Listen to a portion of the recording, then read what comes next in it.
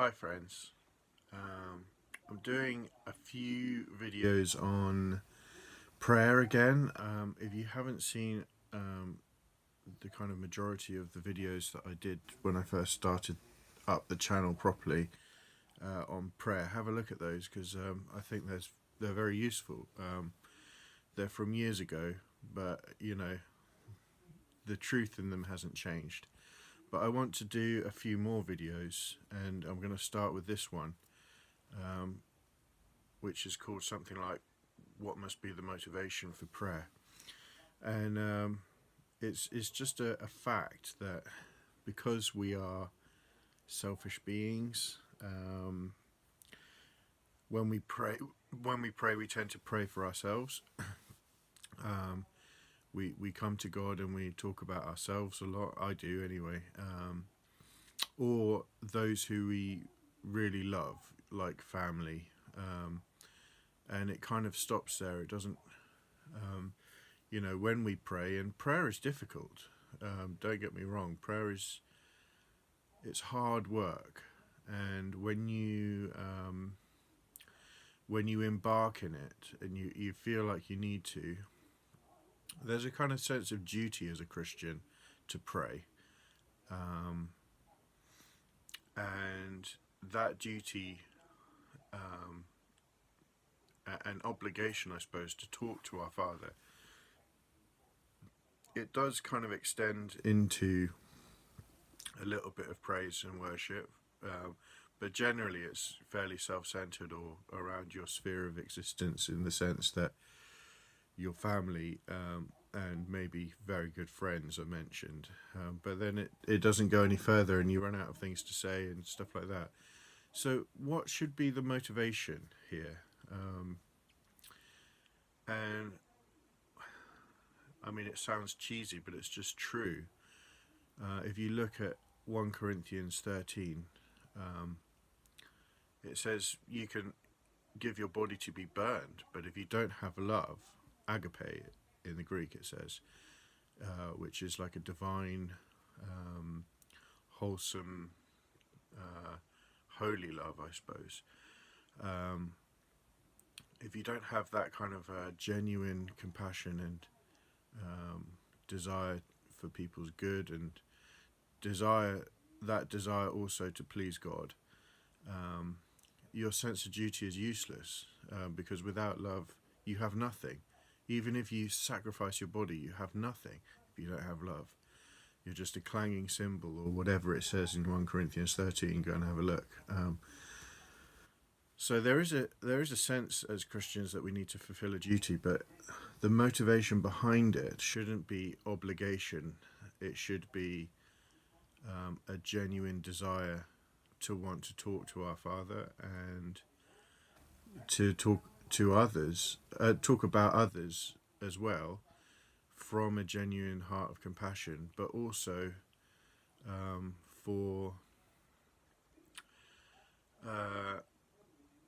situations around the world that really we can't do anything about. But because we have compassion, because we feel like we need to do something, prayer, which I believe is the most powerful force on the planet, which I'll be talking about in a later video, essentially we can move God's hand just with words. That's incredible. We can I suppose persuade the Creator to change his mind, or do certain things, or release his power somehow through words, and that he obliges us by doing so, by answering that prayer. So Jesus talks about two main commandments. Love the Lord your God with all your heart, soul and mind, and love your neighbour as you love yourself. On these two commandments hang all the law and the prophets, he said, right? Now, those two, love the Lord your God and love your neighbour as yourself, should be the motivation behind all prayer. Obviously, love being the main factor there, but love the Lord your God. So devotion, worship, um, recognition of what he's done, thankfulness, gratitude, that kind of thing.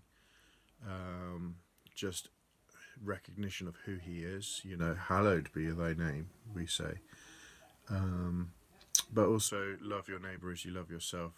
And so it doesn't say love your brother as you love yourself, it says love your neighbour. So that's everybody, basically.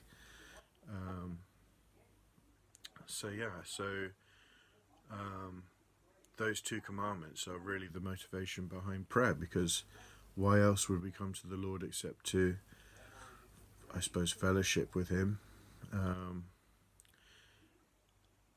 We want to also bring matters of a lost world and broken world to him, because he's the only one who can fix that, And so in that sense, we love our neighbour as we love ourselves. They might not even know that they need fixing, but everybody needs to know the presence of the Lord, and without him they have nothing. And this is so evident in the lives of people, because they're empty, they're broken, and without prayer, without us praying for people, they're just going to carry along their own merry way, and the devil's just going to take them, just have them. We stand in the gap. I think it says in Hosea, is it? Or Isaiah, maybe. We stand in the gap, kind of interceding for people, just like Jesus intercedes for us.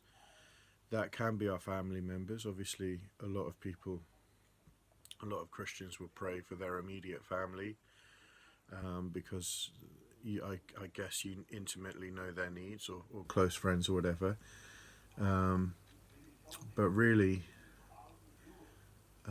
our motivation behind prayer should be not just for ourselves and for those we love, but generally speaking, of a lost world. And I'm just as bad as the rest of you. I need to practice what I preach as well. All I know is that the motivation behind this prayer should be a love, a compassion for others, and a genuine want to see the world change for the better. And like I said earlier, prayer is very difficult. It's work. It's hard work.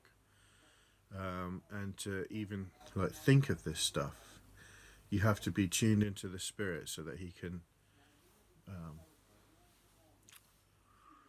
inspire those kind of prayers. So without the Spirit, we can't do anything. Without abiding in him, we can't do anything. So we need to plug in order to be able to pray properly and effectively. So that's all I want to say. There's more coming, so stay tuned. God bless you.